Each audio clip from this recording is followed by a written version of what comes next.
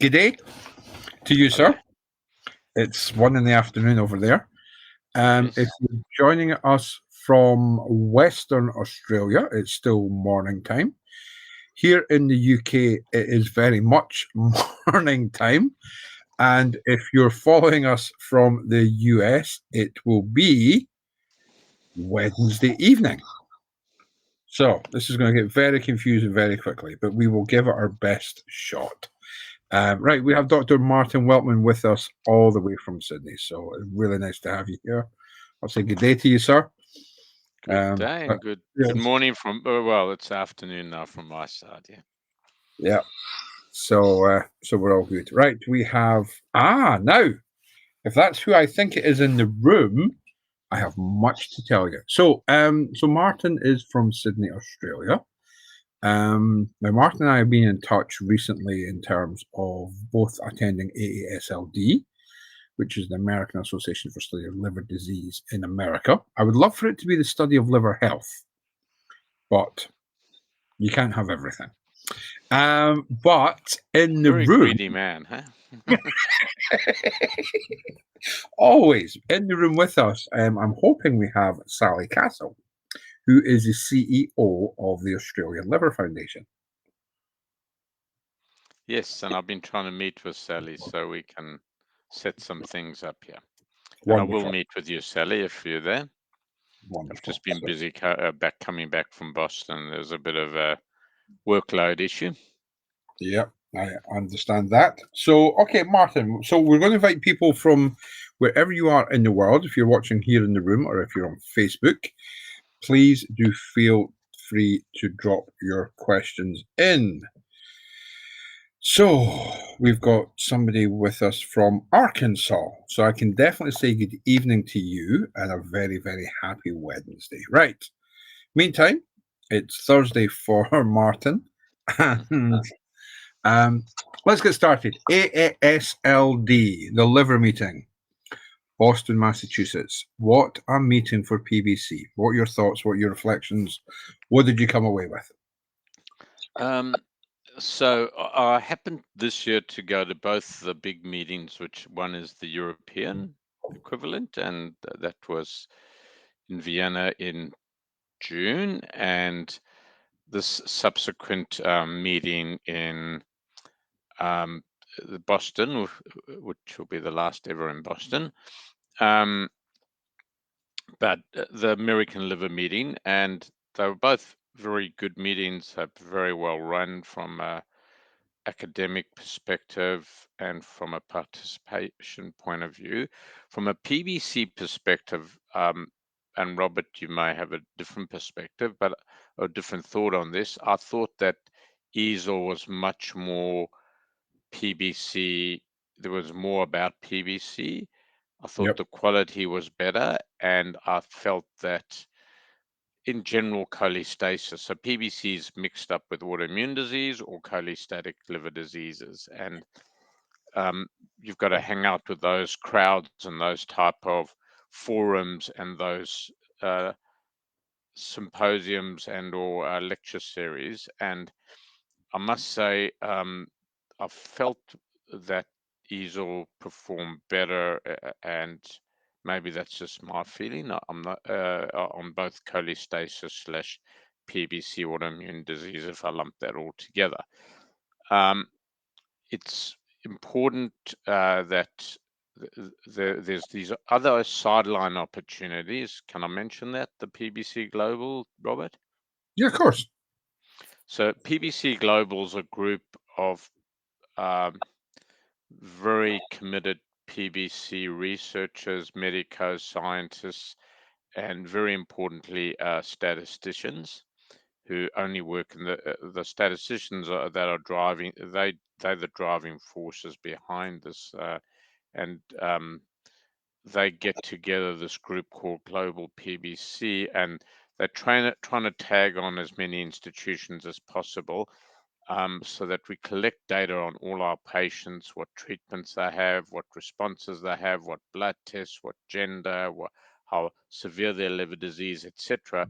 And so it becomes, for a relatively rare disease, bigger database that researchers can look at and evaluate different perspectives. So they might want to look at the outcomes of a new drug therapy versus an old drug in the real world, as opposed to a clinical sponsored study, for example, or what different symptoms mean over an extended period of time. And these big meetings, because a lot of people interested in liver disease are there, and there happens to be a lot of PBC doctors and researchers there.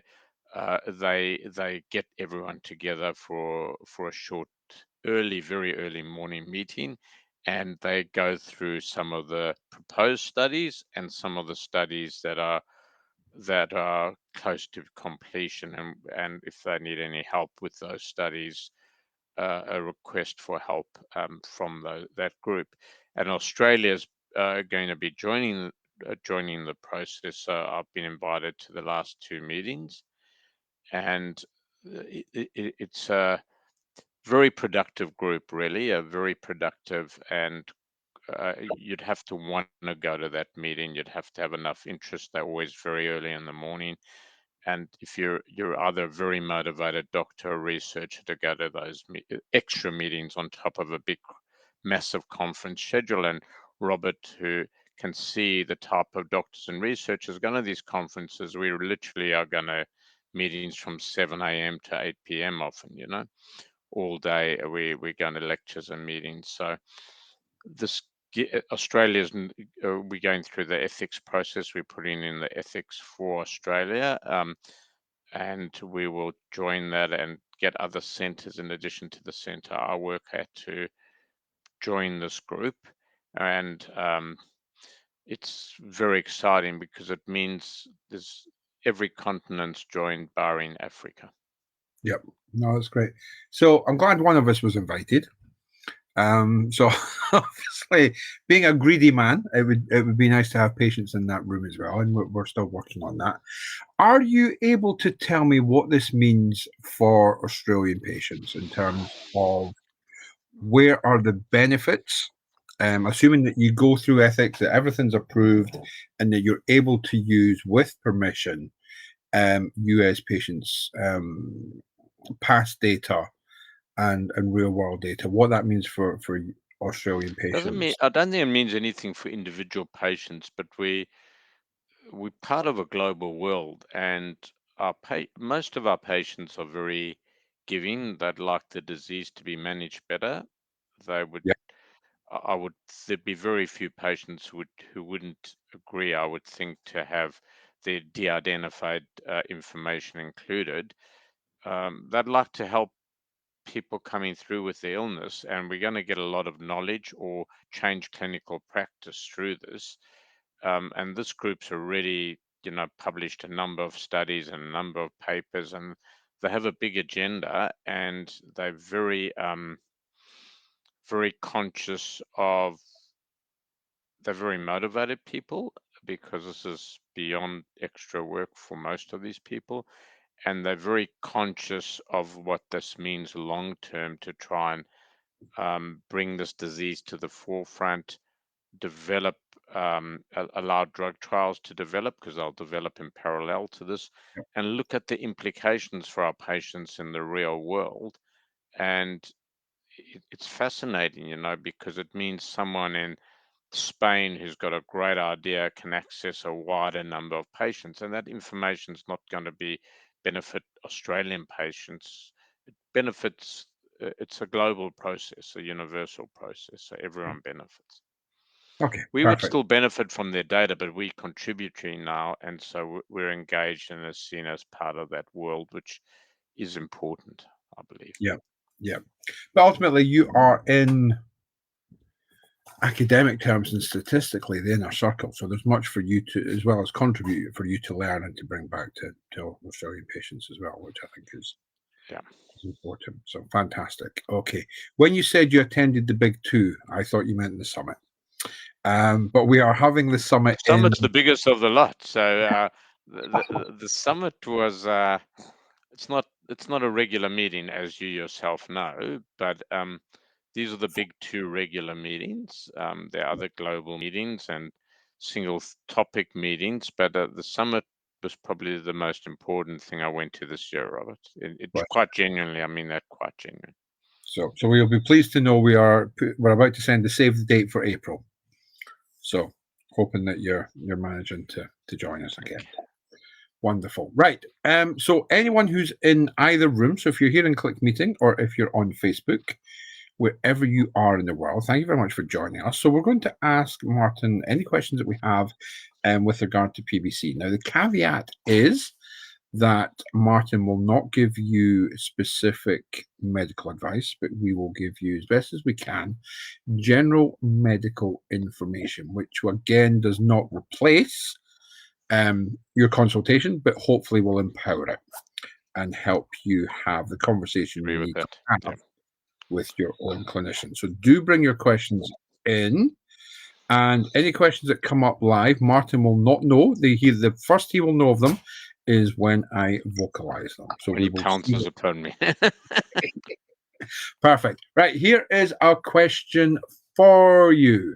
Background to the question: I was recently diagnosed with PBC, and because I've been diagnosed with different things over the years and then found out I didn't really have it, I'm curious, have you heard of people testing positive, not taking URSO, but doing alternative supplements instead? E.g. liver cleanses and all of those things, and then retest to be negative. I'm very hesitant to take drugs since I react to PEG. I'm not sure what PEG is. PEG, polyethylene glycol, and quite a few people react to that, yeah. Okay. My numbers are low, but I've had fatigue, memory issues, and dry eyes over the last 11 years.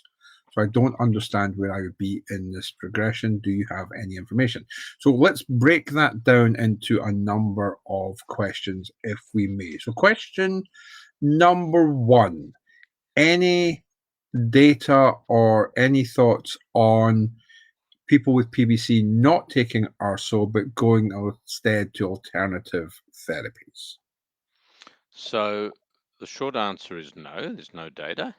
Yep. So there's no evidence to support any specific alternative therapies like there are in some liver conditions. There's certainly, other than coffee, which works, it helps as an antioxidant and is shown to benefit most liver conditions, there's really nothing in the alternative sphere.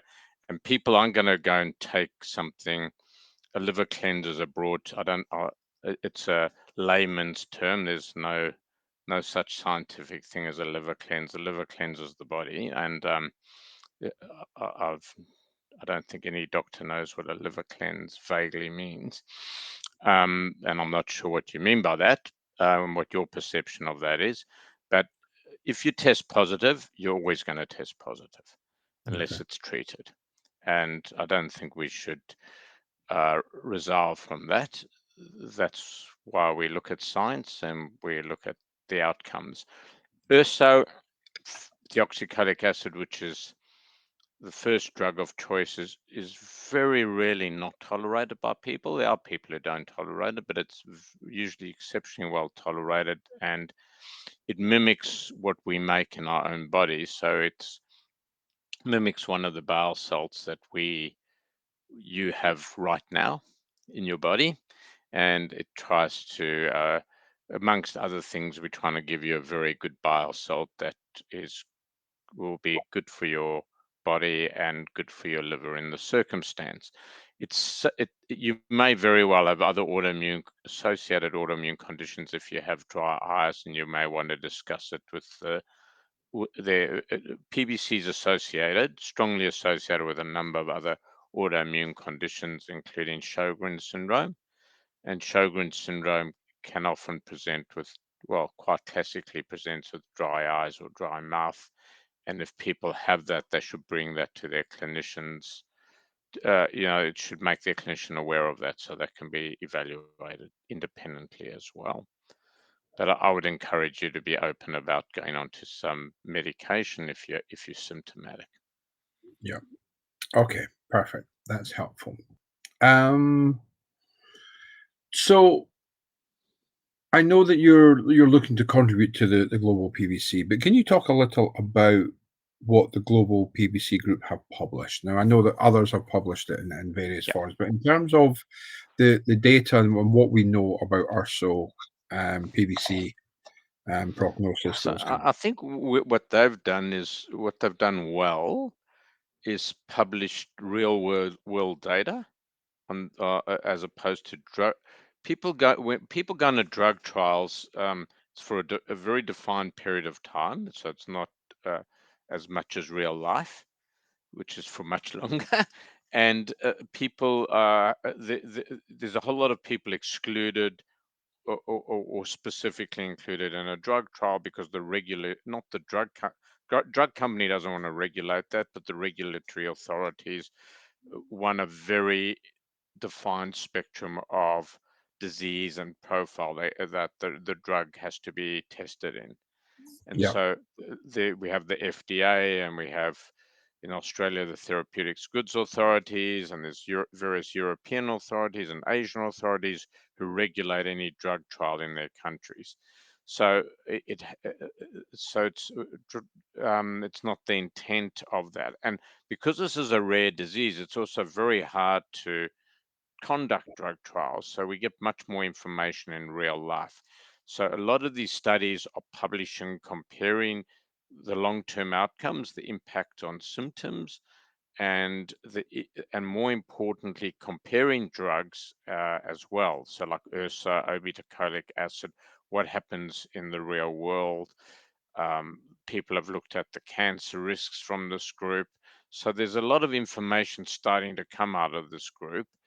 And some of them are quite narrow and of pure academic interest, but others have great clinical implications. And even those with academic interest, they'll be that may lead to important information that will be helpful to researchers are bringing through new drugs and drug companies and pharmaceutical industry that may have a different target or a different way of looking at things, because it's becoming very hard to run clinical trials in a rare disease where you have to follow people for a number of years. And in these trials, some people are going to be on placebo. yeah. So it's becoming very, very challenging to do these studies. And a lot of us, and I'll put myself in that camp, and a lot of people that Robert know as well, medicos in the field, are very concerned. And I'd assume a lot of people in patient support groups would be very concerned as well that pharmaceutical industry just may say this is too hard to do because the drug trials are so restrictive, we can't recruit enough people for a rare disease to get the outcome we need, that a regulatory authority and would want to see and a specific outcome. It's just too hard and too expensive to achieve. We can go and do something else. We can look at high blood pressure or some other disease where it's more viable for us. And it's a real danger. A lot of people dismiss drug companies or have a very negative view, but they're the only people putting money into this, that will look at future treatments. And the environment now is that it's a real threat to this environment that even big companies, and often it's quite small companies that'll get into rare diseases, will just leave the market. It's not worth their while. Yeah. No, that's a fair point. You've probably come across that from others, Robert. 100%. And I think, I mean, this is why events like the summit are so important, because it brings everybody in the room to highlight these kind of problems and issues that the entire community faces. And if we don't have new drugs coming out, then we're never ever going to solve the problems that face us. So, fatigue and itch and even disease progression for those that don't respond, etc., etc. So it's absolutely vital that the community in the arena is supportive to each other and within itself. So thank you for that answer. And I think, when you look at real world, you'll never get another clinical trial for URSO in PBC now. But what we've seen is that it's taken 25 years to show that URSO works over 25 years. And, Yeah, you and could you won't get an idea from a drug trial, patients on URSA and something else, like a fibrate or something yeah, like that, because no one's going to design that drug trial. There's no money in it for a drug company. There's nothing. You're not going to recruit enough patients to do it. So you're reliant on data from people's clinics and yeah, how patients have progressed or regressed. And yeah, we need to understand that. So when we recommend medications to people, we're giving them good information and good statistics so they yeah, can make that decision to go on that medication based on good evidence. yeah, absolutely. Okay, perfect. Thank you. So here's a question. And it's kind of linked to the previous question, and you'll see why when I ask the question. So the background is I was diagnosed with PBC back in 2017 after a routine blood test. Saw a liver specialist every year to check LFTs. I'm 58, active, no alcohol, and otherwise healthy. ALP and AST have always been the higher than normal range, and GGT has been around 120. This past month, after a routine blood test, my GGT is shot up to 600 and my ALP 400. I've also experienced pain in my right back shoulder blade and neck for 2 days. And my GP contacted the consultant after receiving my blood test, and she advised I start URSO immediately. So, being diagnosed in 2017 and starting URSO in 2023, any thoughts? Yeah, I mean, and again, this isn't going to be specific to you because I can't give specific advice. Yeah, My thoughts are that if your ALP was elevated in 2017 or 2018 or 2019, my thoughts are in that situation, and I don't know your specific situation. That's my patients would go on to URSO then, yeah, because the sooner you start URSO, the more effective it is, and the better the outcomes are. And we need to also know the stage of your liver disease, how damaged each individual's liver is. So today we have access to various, in the past we used liver biopsy mainly. Today we do less liver biopsies and only do those in very specific scenarios. But we might do a FibroScan or one of the other scoring systems, because we'd like to score the progression of each individual person's fibrosis, which reflects the more destructive long-term damage to the liver. yeah, So you want that window of opportunity when not very strong drug called URSO, which is really just a natural drug almost, as close as you can get. You want to take advantage of early introduction of the drug, because we know from studies mainly from France, that the drug is much more effective and has a impact on disease progression is much greater if started early on. yeah, Um, Once you're hitting levels of 400, there's a lot of bile ductular inflammation that one would think in that setup, and those individuals definitely need to get onto treatment. yeah. No, that's ideal. So the question is, should I be doing anything else to help my bile ducts of the liver?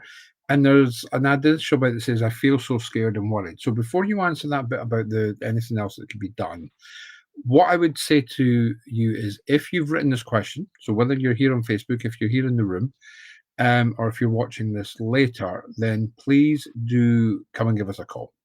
And wherever you are in the world, we can set up um, a chance we can do it here on Advice.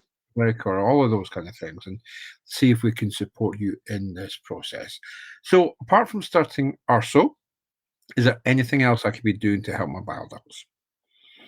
Probably not, and URSA doesn't work very quickly, so you've got to give it several months to start seeing some impact to, and it's hard not to get anxious because this is a big change in ALP in that scenario, and understandably hard not to get anxious about that. But Yep. you need to be patient and see if this. You need to give it a proper opportunity to work, and it may very well work to your satisfaction and to your consultant's satisfaction. And I think you need to make an appointment when you for your specific clinician or consultant. So your liver disease is evaluate. You know, you can discuss how you evaluate your liver disease. So sometimes a number is just very high, but the severity of liver disease might be quite mild, and Yeah. it so it may not have huge implications for you as an individual. And there are other scenarios where it may suggest progressive liver disease. So that's why you need to meet with your caring specialist and discuss whether your disease, the severity of disease, not PBC, but what's happening in the liver is evaluated. Yeah, perfect. Okay, that's helpful. Thank you very much. Okay, couple of questions are coming in on Facebook now. So funnily enough, we were at the liver meeting in Boston. Somebody says good evening from Boston. Right, here's a question. And we might have different views on this, but again, it's always good to follow the science. But here's the question. If a person has positive AMA and been told they have PBC, so we'll look at what it means to be diagnosed with PBC. They have a family history, brackets 2 sisters, but normal liver tests. Should they be on URSO? It's a very debatable question, and I do see people like that occasionally from time to time. Not that commonly, because in family or general practice, no one does an AMA test if someone's got normal liver tests, and it's always done for the wrong reason. And then they say, "Oh, this is positive. You better go and see a liver specialist." So, and you might, and then the GP or the general practitioner may know about PBC or may not even know about it, but quickly look it up and said, "I think this is what you've got. You better go and see a specialist." So the question of when to start treatment is not as well defined. There's no strong, let's put it this way, there's no strong evidence that if you have normal liver tests, you're going to benefit from early introduction in ursodeoxycholic acid. On the other hand, urso is such a simple treatment. It has no serious adverse outcomes. The odd person doesn't tolerate it, but it has no sinister or dangerous side effects. And people pop, paracetamol or Nurofen, which they have far greater toxicity profiles, and people use that quite regularly. So there'd be no downside to starting URSO other than the cost to the community or to yourself. That certainly, I don't see that as a risky strategy or a negative strategy, but there's no evidence it's really going to benefit an individual like you. Yeah.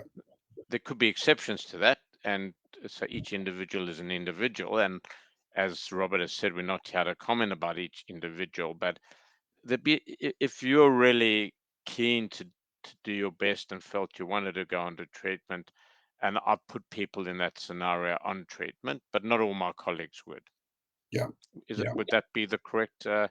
Would that be correct from who you deal with, Robert? So I think so. This is an interesting set of circumstances where I don't believe there is a right answer. I think there is a right answer for that individual in that set of circumstances. That's what I'm trying to say. Yeah. I think you've absolutely nailed that. And I think so. With my kind of patient advocacy and support head on, I have some kind of unanswerable questions and some thoughts. Because for me, there are 2 parts to every clinical appointment. There is the part where you look at the physicality of PBC. So what's actually going on with your liver biochemistry? What's actually happening with your histology? So, what's happening in terms of your liver tests and what's happening in terms of any cell damage in the liver. So the actual physical part. And hopefully your symptoms are talked about and all of those kind of things. But the other part to your clinical appointment is the emotional support that you may need from your clinician. Now, that could be the reassurance that, well, you've been on Urso for 5 years and your liver tests are really good. So actually, that tells us that we're in the right place. You're in a low risk cohort, and we would anticipate you having a normal life expectancy.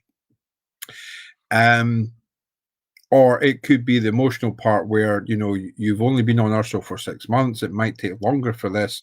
So there is a kind of informational aspect to it as well as the PBC side to it.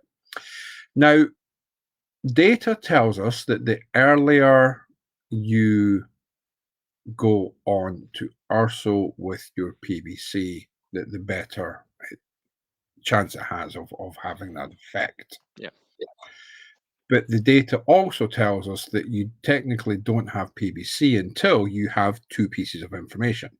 So, the AMA or the PBC specific ANA, anti-nuclear antibodies, and then you would need either the abnormal liver biochemistry or the biopsy that tells us you definitely have PBC. And I'm wondering, with my patient support advocacy hat on, if some point in the future,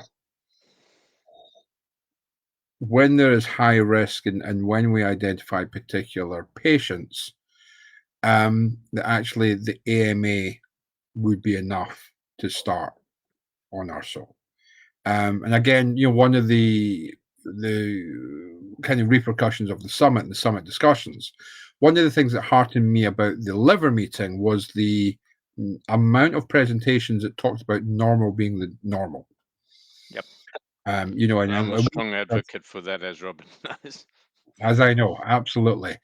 So I think, this is a really, really difficult question to answer in the abstract. But I think when you have a specific patient in front of you and their circumstances will give you a much better indication as to what I think from a knowledge perspective, it would be really I think it would be fascinating, and it would take a very long time if someone followed people like this individual who's asked the question, a group of people like that, and followed their liver tests and their liver fiber scans for a number of years. Mhm. Then we would know what that means. It's very Yeah, hard though, because individuals also have come with their perspectives into the treatment room. indeed. Indeed. All right, perfect. Thank you. So I'm not sure we've answered that, but hopefully we've given enough information to empower that individual's conversation with their clinician. So, which is intention. Okay, here we go. I have been diagnosed this autumn with PBC and with steatotic liver disease, or what was called NAFLD in old money. So, I recently had my first fiber scan, and the nurse said it was 3. And the patient is now confused if this means 3 kilopascals or stage 3. Yeah. Ultrasound score was 1.56. What score, sorry, was that? Ultrasound. Now, I've never Yeah. had an ultrasound score before, so Don't I know love what that means. Yeah. it. All right, perfect. Blood test showed bilirubin 9, ALT 69, GGT 684, ALK Phos 274. So there isn't a question here. There's just kind of that background information. So Yeah. So let's talk in general. yep, let's I'm almost certain you'd have to ask that question of your clinician, but almost certainly they mean the liver stiffness score, the LSM, is 3 kilopascals, and I'm sure that's what they mean, and that would be a very low score indicating an absence of any significant damage or long-term issues. yeah. The high ALP is an indicator of the need for treatment, Hmm. and that can be impacted by both fat in the liver, steatosis in the liver, and by the PBC. Hmm. And it's important to address both of those. So the one, you, I can't really talk about your circumstances, but someone who presents like that in general would start on URSO, and we would, if depending on the cause of their steatosis, so that can be caused by excessive alcohol consumption, we'd ask them to stop drinking. And if it's related to underlying diabetes or insulin resistance and weight gain, we would strongly be pushing the mantra of weight loss, and it would be important. And it's very important. We see more and more people with both conditions because it tends to Mm, affect middle-aged women. There's a higher level of um, overweight and obesity in that age group, and it's something, both of those conditions need to be addressed, because two liver diseases is not 1+1, which is not a good thing. It's more like 1+1 = 3 or 4. yeah. And that's why both, whatever the underlying causes are, and whatever the best treatment is, that both of those conditions need to be addressed. Okay, perfect. Thank you. So let's talk about steatotic liver disease for a second, if we may. So you talked about, more and more patients now presenting with this. I mean, there's data that suggests that 1 in 3 people in Western world now has SLD or some form of fat in their liver. Um, what is the what's the primary treatment if you were to have fat in your liver?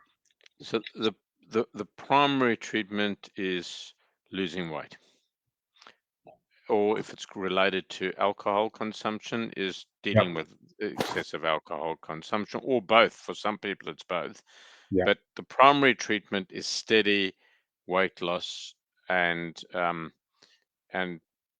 so it's lifestyle. It's really related to lifestyle and dietary intake and food consumption. So it's Yeah. getting rid of the high calorie foods, the junk food, the high calorie carbohydrates, the unrefined, and moving to unrefined carbohydrates from the refined commercial carbs, and moving away from the soft drinks and the junk food and all of that. And and and exercise becomes a very important factor. Yeah. No, absolutely.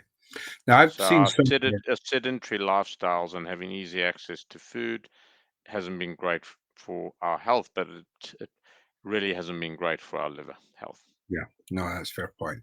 And I've seen data. Now, I think from memory, the stat is something like a 10% weight loss can help with a 90% reduction in risk of Yep, that's progression. pretty much that's a reasonable way of looking at it. Yeah. Yeah. Okay.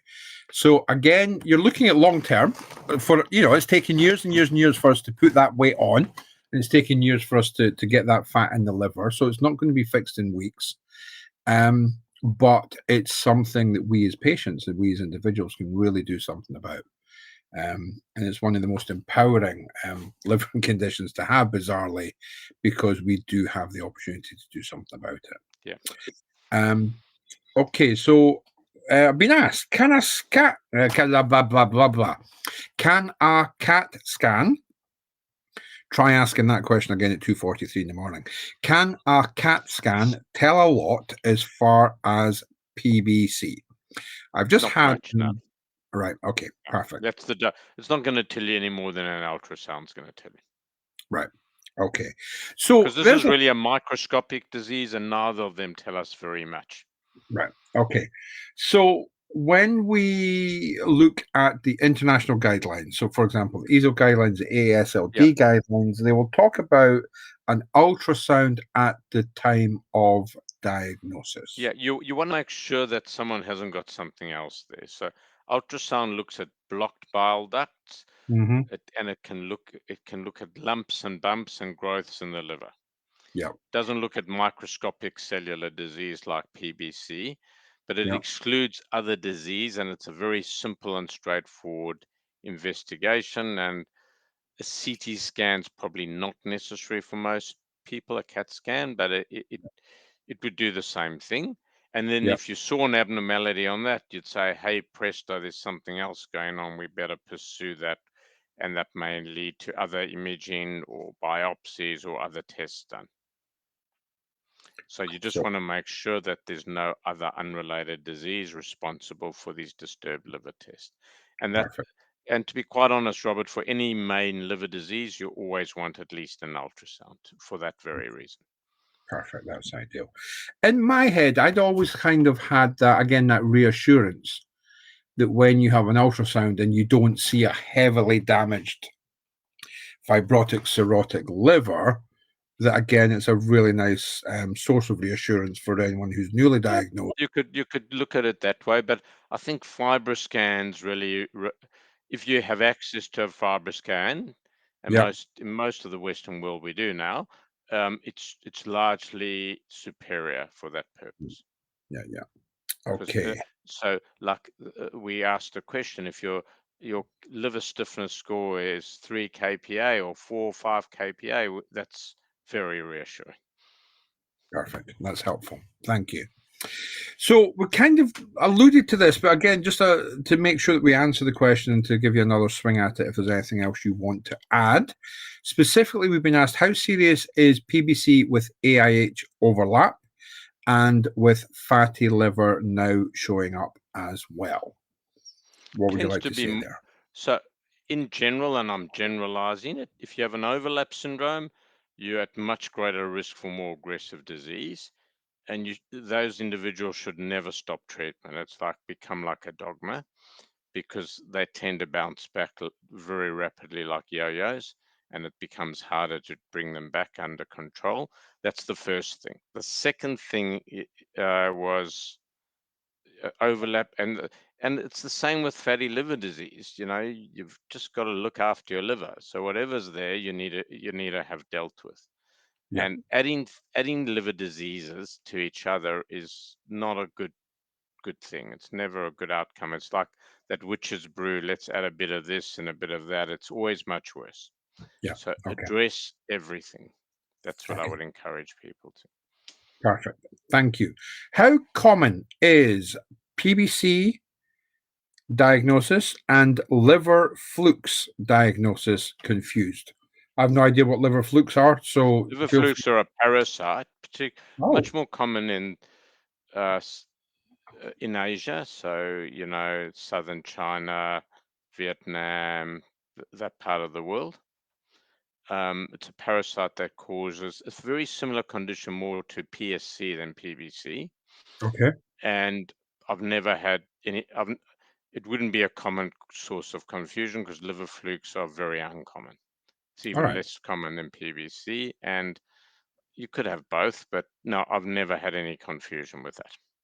All right. And you should Perfect. be able to work out liver flukes is much more like a PSC than a PBC condition. Yeah. Okay. Duly noted. Thank you very much. We've got somebody watching from Ontario, Canada, newly diagnosed in early October. So thank you very much for doing this chat tonight. So we do it almost every single week, usually on a Thursday, and we do it in all sorts of times of the day. And we are doing it at this time of the day because Martin is in the beautiful city of Sydney, Australia. So do come and join us and learn more every single week. Okay, we have a question for you. When you talk about normal liver tests for PBC, do you think that normal for PBC is higher or lower or the same as normal liver test for somebody that doesn't have PBC? Yeah, it's the latter. Normal is normal. So the target, I'm very big on this. I think Robertson concurs with me. Normal for PBC should be what someone normally is, and that's our target. Normal is normal, and there's excellent studies, mostly from the UK, which show us that normal liver test, in other words, a normal ALP, has a much better outcome long term. Those individuals do much better than the target for drug trials now, which is 1.67 of normal. Indeed. Yeah. Indeed. So So I'm not going to harp on about that too much. I'm going to be very dogmatic about that, but normal is normal because otherwise I'm going to talk about that for the next hour and a half. No, I'm with you. Yeah, Martin and I have spent many, many events talking about this, and you're absolutely right. So, okay, for So, people, Robert, if we can, don't have much more time. I'm sorry. okay, Yeah, can I um, just? I'll answer the next couple of questions because yeah, I've just got another. okay, perfect. Okay, Mm. um, people with severe migraines that cannot tolerate any of the triptan class meds are drugs like Ntech or Urbry safe? Brackets. I have PBC but no cirrhosis. I don't even know those drugs, so you'd Right. have to ask your individual clinician. Okay, perfect. And there's good ways of looking this up. There's a site where we can all go to with drug interactions Okay, that perfect. clinicians have access to that from Liverpool in the UK. Yep. Okay. All right. And I think what is the last question that I can see?